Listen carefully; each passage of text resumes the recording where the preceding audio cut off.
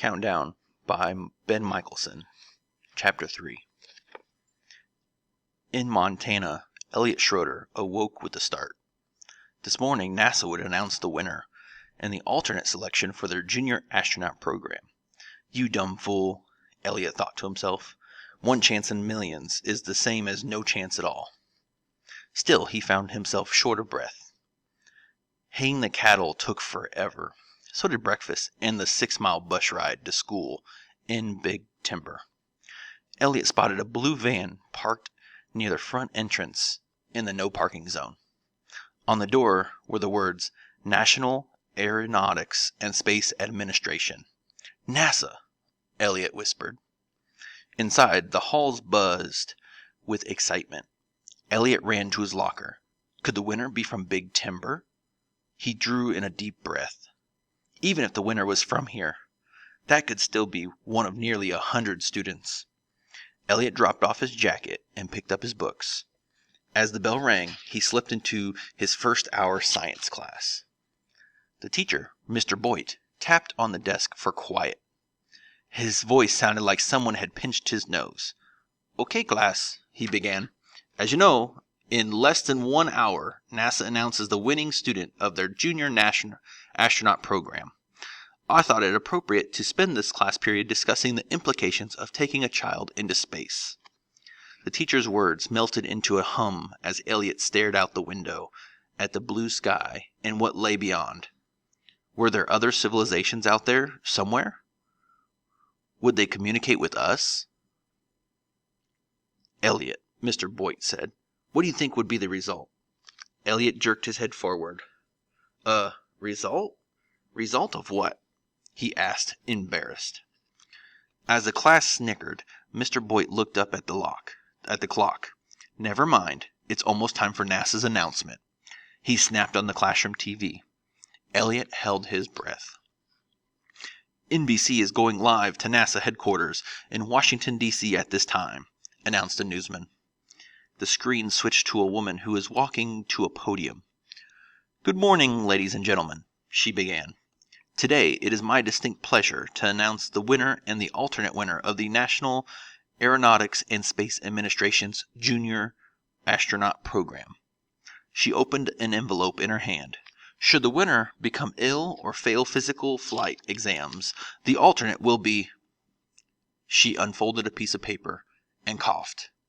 "The alternate will be Mandy Jane Harris of Allentown, Pennsylvania."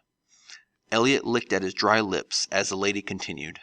"And the winner, ladies and gentlemen," she took a breath and spoke louder, "the winner is Elliot Andrew Schroeder of Big Timber, Montana." Elliot did not hear any more of the woman's words. A dull roar in his head scrambled his thoughts. As if in slow motion, everyone in the room turned to stare.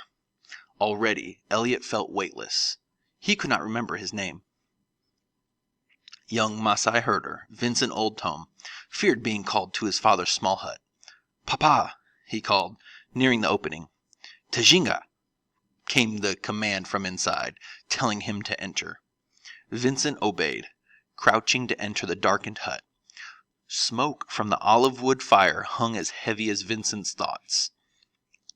His father, Tome, sat gazing into the weak flames. Sweat glinted from his forehead, and he did not look well. For many days now, Tome had stayed inside his small hut, eating little. Vincent sat and waited without speaking. Tome spoke in May with riddles and proverbs. This was his way. He said it helped Vincent learn the way of the Masai. "Vincent," Tome began, "are you clever?" "Yes," Vincent said. This was how they always began. "How clever?" Tome asked. "As clever as a mongoose."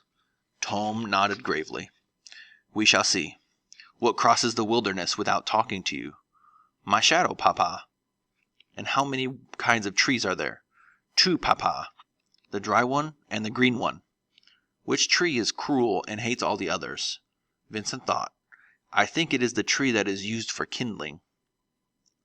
Tome's face twitched from the thoughts that brought his riddles. "What moves across the world but leaves no trace?"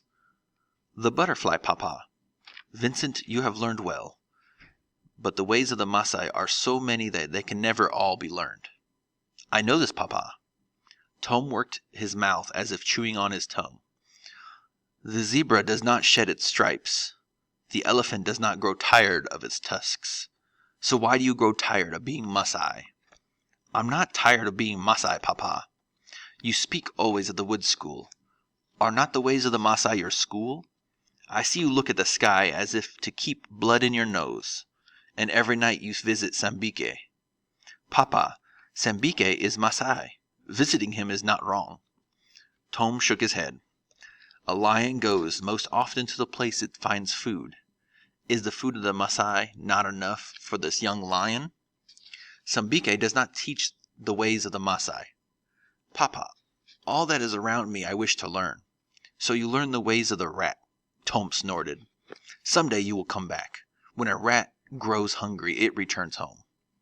I do not leave home.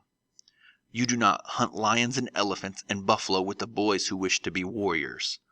Papa, Sambike says the laws of Kenya says it is wrong to kill the lion and the elephant.